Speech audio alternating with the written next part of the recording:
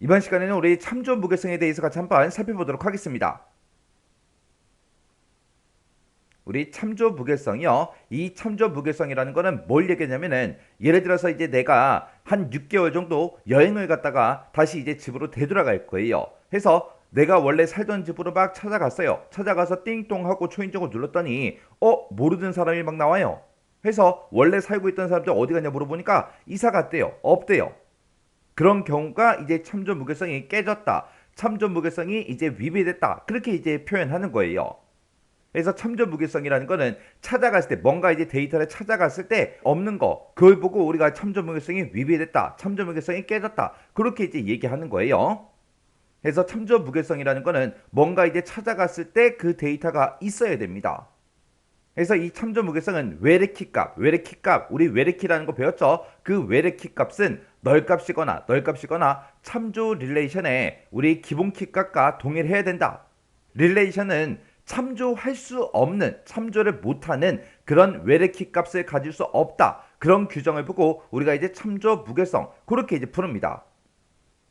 자, 해서 예를 들어서 지금처럼 이렇게 이제 학생 릴레이션이 하나 있고요. 수강 릴레이션이 있습니다. 이 학생 릴레이션에서는 이 학번이라는 게 이제 기본키로 이제 설정이 되어 있다라고 하자고요. 이 학생들이 만약에 새 학기가 이제 시작이 돼서 이제 수강 신청을 해요. 수강 신청을 하게 되면 이 한 명의 학생은 여러 과목을 이제 수강할 수 있겠죠. 해서 수강 신청을 할 때마다 지금처럼 이렇게 이제 수강 릴레이션에 지금처럼 이렇게 이제 데이터가 저장이 되게 그렇게 이제 만들어 놓은 거예요. 그러면 이 수강 신청이 다 끝나고 나면 우리 이제 각 과목마다 출석부를 전부 다 만들어야 되겠죠. 근데 이 수강 릴레이션만 보면 영어 과목을 수강하고 있는 그 학생이 학번이 이제 1001이라는 이 학생도 있고요. 1002라는 학생도 있고 1004라는 학생도 있죠. 그러면 이 사람들의 이제 이름을 전부 다 이제 알아내야 돼요.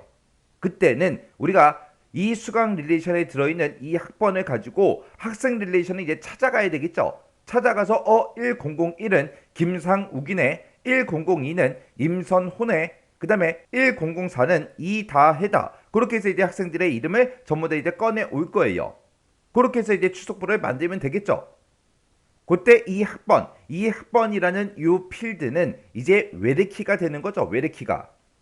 그래서 그때 이제 학생 릴레이션과 우리 수강이라는 이 릴레이션의 관계를 보게 되면 이 학번이랑 서로 이제 연결을 시켜서 서로 이제 참조하게 만들겠죠. 그때 학생 릴레이션이 이제 1이 되는 거고요. 그리고 수강 릴레이션이 이제 n이 되는 거예요. 해서 1대 다관계로 그렇게 이제 관계가 형성이 될 겁니다. 그때 학생 릴레이션의 학번은 뭐다? 기본키다. 그리고 이 수강 릴레이션의 학번은 뭐가 된다? 이제 외래키가 되더라. 외래키가.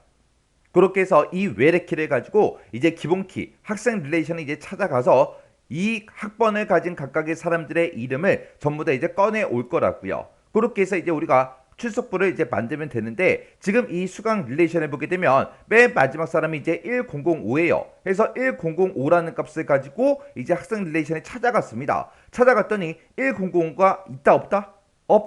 없다. 이렇게 찾아갔는데 없는 그런 거를 보고 뭐라고 한다고요? 참조 무게성이 깨졌다. 참조 무게성이 위배됐다. 그렇게 이제 표현을 한다고요. 그래서 지금처럼 이런 데이터가 이 외래키로 입력이 되면 된다 안 된다? 안 되더라. 그래서 참조할 수 없는 외래키 값을 가질 수 있다 없다? 없더라. 이런 1005가 들어오면 안 된다고요. 이런 학생은 없잖아요. 그죠? 그리고 지금처럼 이렇게 이제 데이터를 쭉쭉쭉 입력을 받았어요. 학생 릴레이션이 있고 수강 릴레이션이 있을 때 맨 마지막 사람 보니까 지금 학번이 없죠. 이러면 돼야 안 돼? 돼요. 안 될 것처럼 보이지만 됩니다.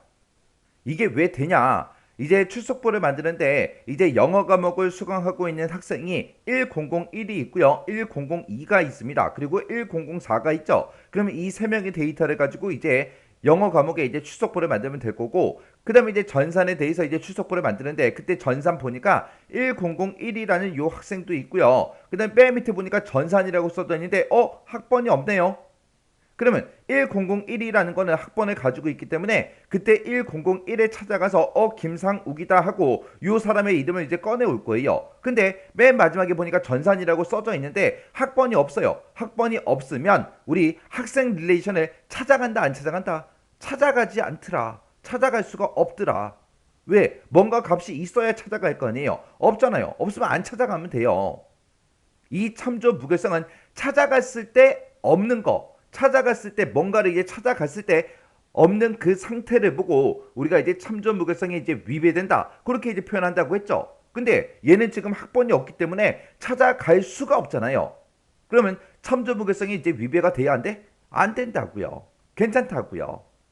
그래서 이 외래키 값은 널 값이어도 상관없다고요. 널 값이어도 참조 무결성의 위배가 되지 않는다고요.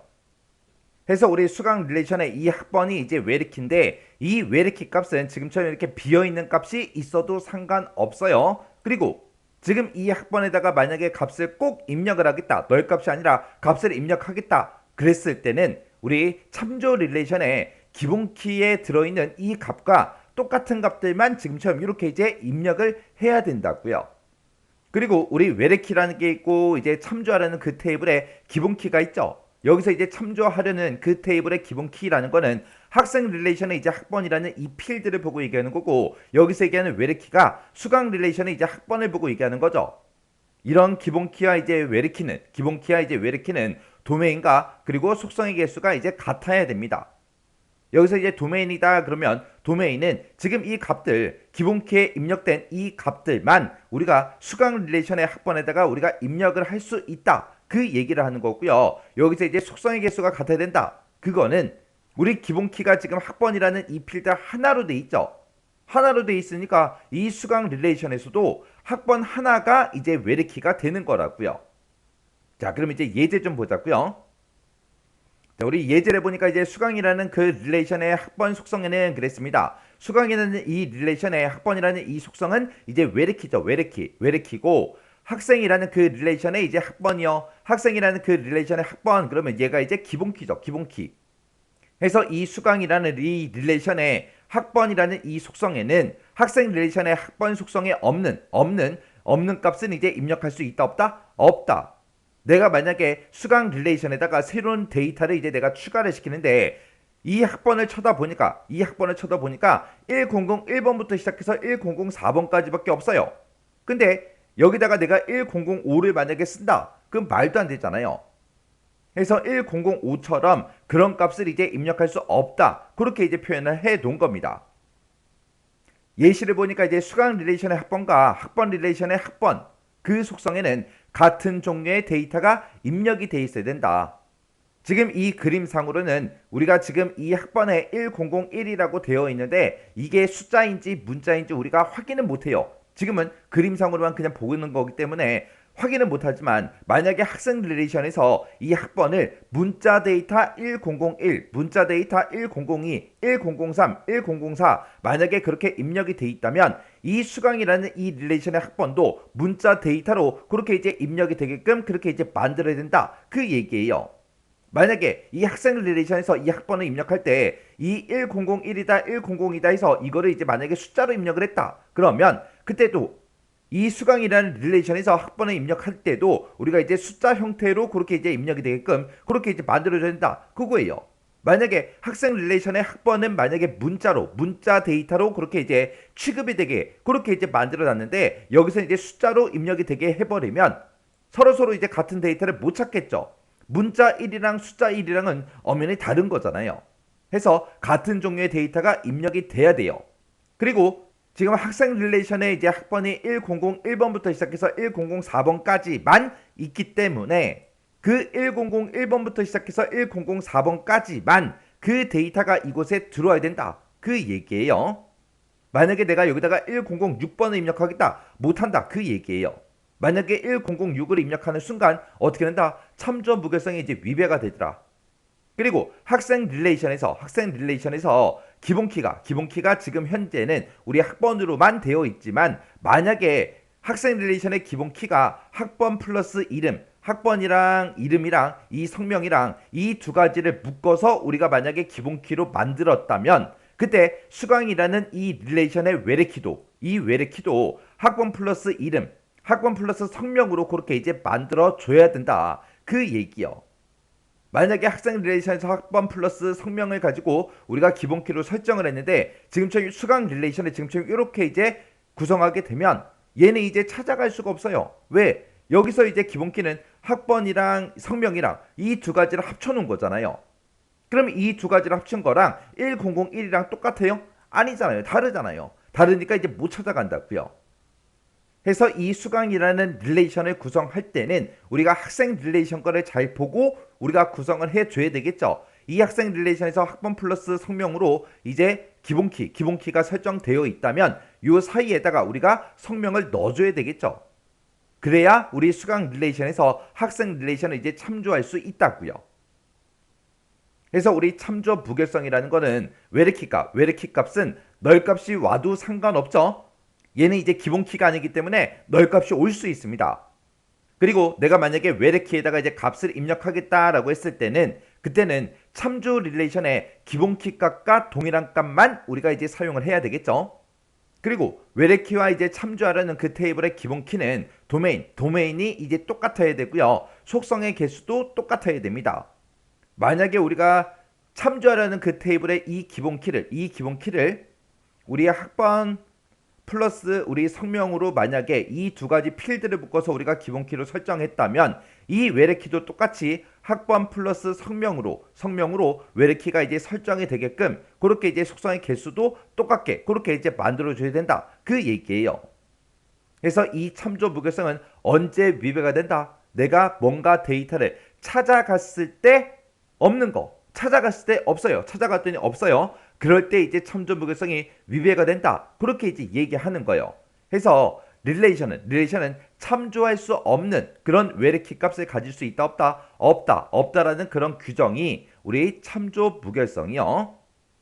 그래서 우리 무결성에 보게 되면 이제 개체 무결성이라는 것도 있고 도메인 무결성도 있고 참조 무결성도 있고 크게 보게 되면 이렇게 이제 세 가지로 우리가 나눠서 볼 수 있어요. 이것 말고도 무결성의 종류가 엄청나게 많지만 크게 보자면 요 세 가지가 있어요. 요 세 가지는 시험 문제 엄청나게 자주 나와요. 우리 개체 무결성도 시험 문제에 자주 나오고요. 참조 무결성 얘도 이제 시험 문제 엄청나게 나옵니다.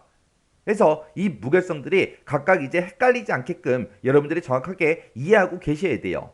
얘를 내가 외워서 뭐 해결하겠다. 외워서 해결이 안 됩니다. 이해를 하고 있어야 문제 지문을 읽고 보기를 읽었을 때 이게 뭐구나 이해를 해야 내가 맞출 수 있다고요. 그래서 이 참조 무결성 얘도 시험 문제에 자주 나오는 그런 내용이기 때문에 정확하게 여러분들 개념 파악하고 계셔야 돼요.